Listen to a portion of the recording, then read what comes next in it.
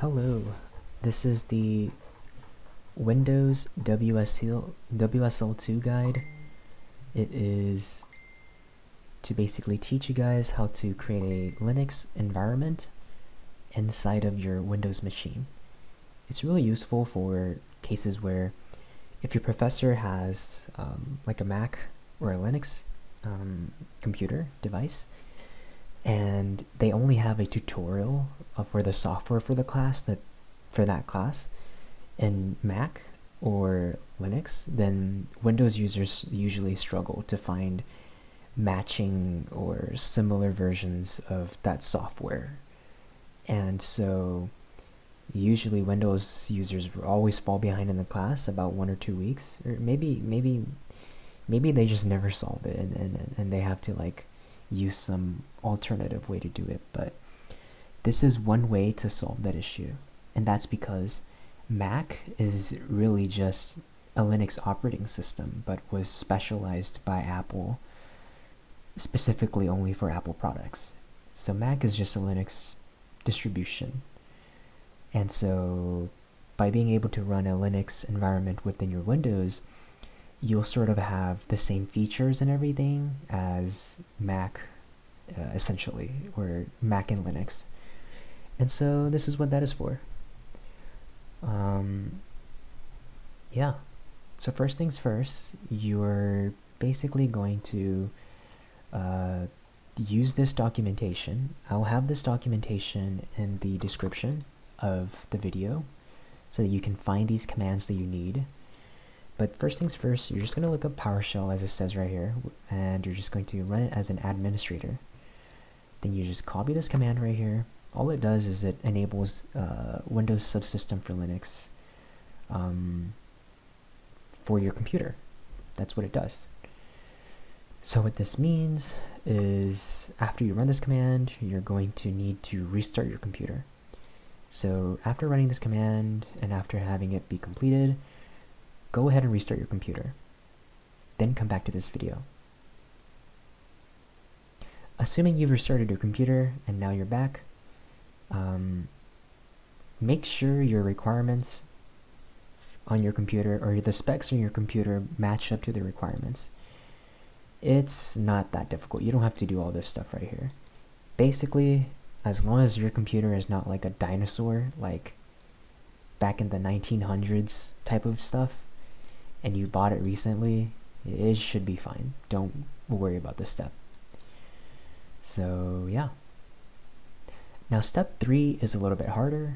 The reason why step 3 is a little bit harder is because you have to actually go into the BIOS or the UEFI of your computer. What that means is that when you boot up your computer, there's always this like black screen initially where it says like press F2 for boot up, or like for boot up settings, or like BIOS settings, or like press F10 for BIOS settings or something like that. And it'll look something like this basically. It looks something like a black screen and then the manufacturer of your motherboard, and then something like please press delete or F2 to enter the UEFI BIOS settings. And so that's what you're going to want to press. Most likely it's going to be F2. Newer generations might have a different command. I would recommend searching up specifically for your brand of computer or your brand of motherboard.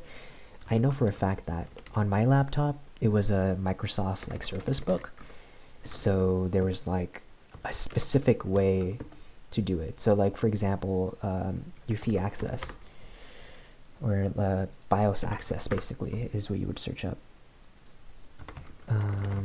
So you know, if I had a Microsoft Surface Book 2, I would look up that specific brand of computer and how to access the BIOS.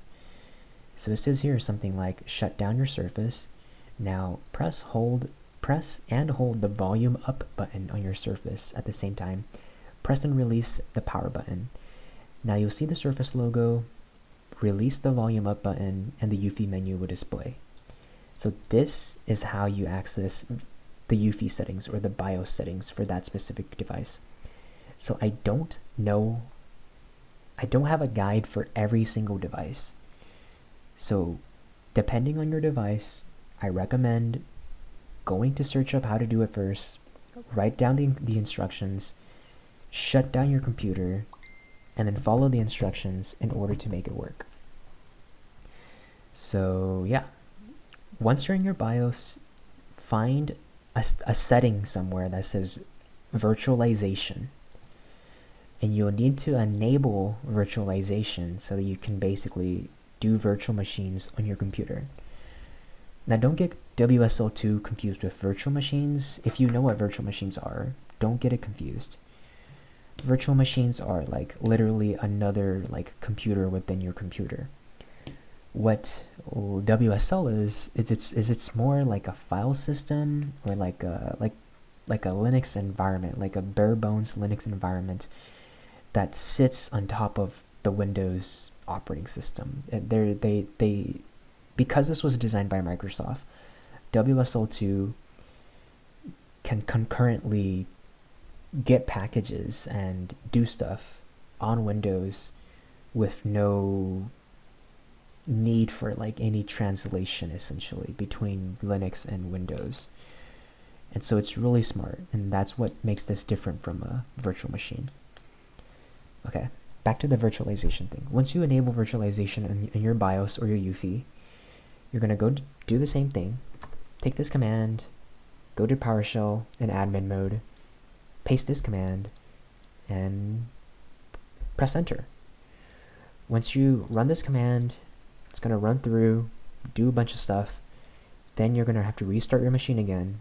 You should be in, you should have WSL2 downloaded. Step 4 is just saying if you have an ARM x64 machine, you need these packages. You don't really need this if you I don't really think you need to do this step, is what I mean. I think you realistically just need to go to this step and just copy this and go back into the PowerShell again, paste it in there, this command right here specifically, and you should be good.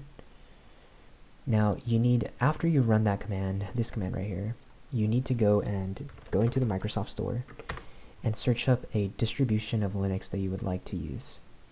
Personally, I like using Ubuntu 20.04, and what that does is now I've downloaded this specific distribution of Linux onto my WSL environment. So the WSL environment that I'm using is Ubuntu 20.04 or 20.04. There's a lot of other Linux distributions that you can look into. There's like Kali Linux, SUSE, Debian, Fedora, whatever you'd like. I'm personally using Ubuntu 20.04, but feel free to choose whatever you'd like. Once you download it, you install it, and it'll prompt you for like user input. You'll put in stuff like your username and stuff like that for this new subsystem for Windows. And then you should install another thing called Windows Terminal. So this is different from command prompt. Even though the logo looks like command prompt, this is different. And the way that this is different is it compiles all of your built-in like Windows terminals, and you can use either one of them at choice as like tabs basically.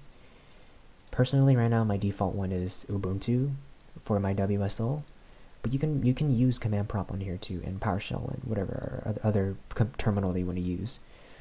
But I'm using WSL essentially, and this is a nice way to do it. If you want to use terminal access, it's very fast. Now, getting back to the VS Code, I have made a video already about how to switch your default terminal. But if you're still having trouble, you can basically select default shell, find WSL2 bash right here, and click WSL2 bash, and that'll set your default shell to WSL2. Just need to kill it, open up a new one, and it'll be WSL2. Or specifically Ubuntu for me. But that's pretty much it for WSL2. If you're still confused about why this is useful, go back to the beginning of the video, like the very beginning. I explained very clearly like why this is useful. It makes your life a lot easier as a computer science student that is using a Windows machine. And you can take my word for this as a third year that has helped many Windows users with this kind of stuff. Software is just really dumb. I don't know why they have multiple versions of operating systems and why they're not compatible. But by doing this, you make sure that you have multiple basically multiple operating systems or subsystems on your machine, so you can have your machine be compatible with every type of software and version of software, essentially. That's what this is doing. So, yeah, that's it. Good luck.